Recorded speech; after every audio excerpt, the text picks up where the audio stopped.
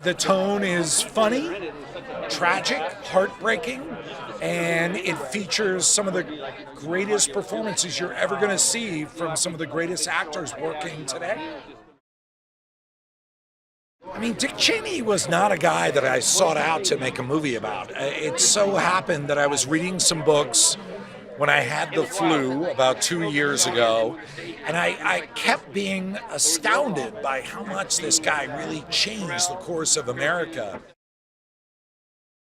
So from the very beginning, the idea was always humanize these people. Let's go deep into them. Let's understand them. This was an era that changed all of American history, and if we just treat them like jokes, who cares? And God bless these actors. I mean, we had some of the great actors on planet Earth who jumped in here and just did amazing performances. He's such a unique director, not only in the way he directs, which is just so fluid and open, and you can see his improv training inside of the way he works because he never shuts you down. There are no bad ideas.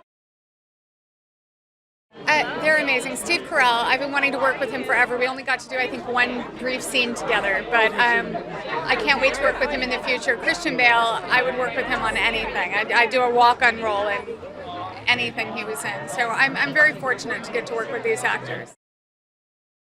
The way that he also tells the story with such a unique tonal quality, it just creates a wonderful challenge for an actor, but also a beautiful challenge for an actor.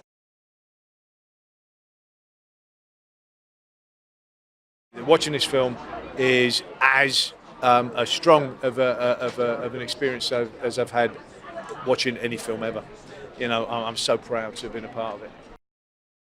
I think there's something really good about the playfulness he has with it.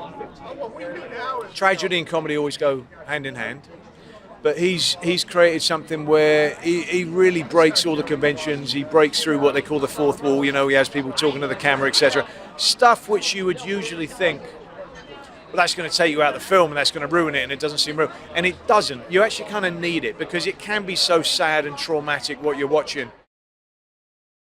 But he was a very strong character. He was incredibly consequential, and he understood brilliantly in a way like perhaps nobody else how to work the machinery of government. It's not a farce and it's not a biopic. It's somewhere in between. It's kind of a big American epic. He's amazing. He's one of the smartest people I've ever met.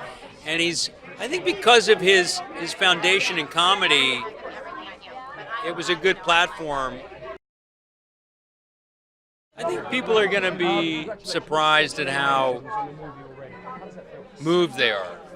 You know, and I think a lot of laughs too.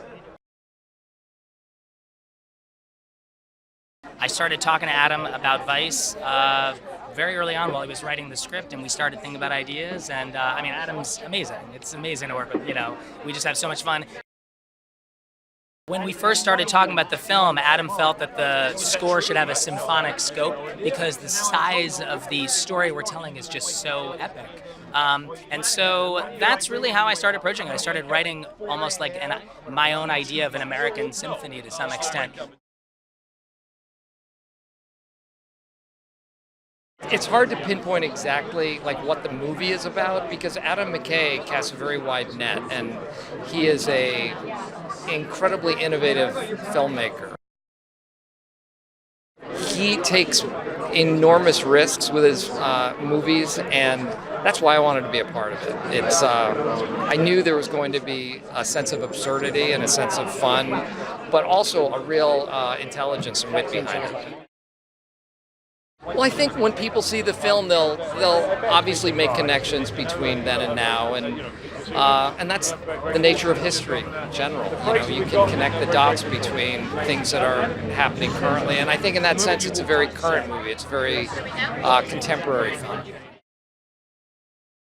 People put a lot of work into this. I know from an acting perspective, everybody devoted a lot of work to research and trying to get it right.